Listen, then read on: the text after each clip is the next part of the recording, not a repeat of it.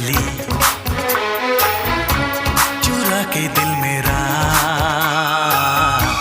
गोरिया चली, पूरा के निंदिया कहाँ तू चली।